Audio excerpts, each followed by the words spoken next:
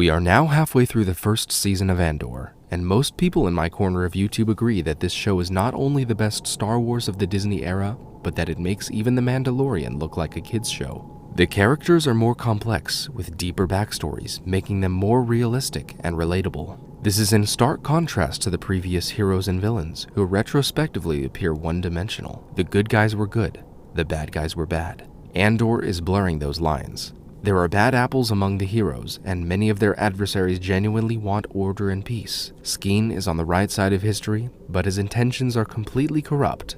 The communication officer performs his duties to the satisfaction of his commandant, likely unaware of any atrocities committed by other branches of the Empire, and he also has a fantastic mustache. Cyril Karn strives for perfection and has no intention of cruelty or malice. He only wants murderers brought to justice. This show also differs from previous ones in how it ingrains these characters into our memories based on who they are, instead of what they do in the story or what they look like. Try to remember with me the mission giver guy, the I have spoken guy, the strong lady, the Tusken fighter lady, the other fighter lady, the blue fish guy, the bad guy, random mercenaries, the mechanic lady, the red hot chili peppers guy, the inquisitor guy, the inquisitor lady, the leader guy, and the list goes on and on. We can remember that we saw these characters before, and we might even be able to remember something they did, but it's hard to remember who they are. Contrast this with the people we've seen so far in ANDOR. The boyfriend who let jealousy betray a mutual friend, the undercover artifact curator stressing over the plans he has set,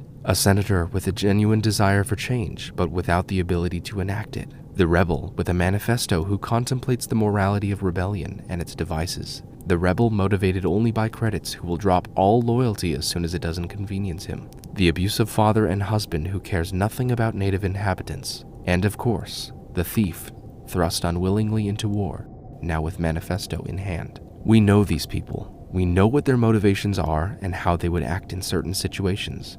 The ANDOR series takes its time to give us glimpses into their lives and slowly build our appreciation of or contempt for them. This show is rich. It demands a desire to study it, not just a willingness to watch. It slowly fills in the gaps and gradually builds the tension into the important moments. If this were a Mandalorian episode, as Aiden S. commented, Mando would have parked his ship right next to the dam, shot 1,000,000 stormtroopers, got the money, and Grogu would have been cute as they fly off into the sunset. ANDOR is different.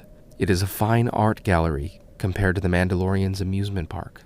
Both have their audiences and both have their benefits, but one is focused on quick thrills and shuffling the masses through the turnstiles, while the other takes a leisurely stroll down long corridors with high ceilings to display the finest pieces that art has to offer. May the stash be with you, and I will see you wherever I happen to see you in the galaxy.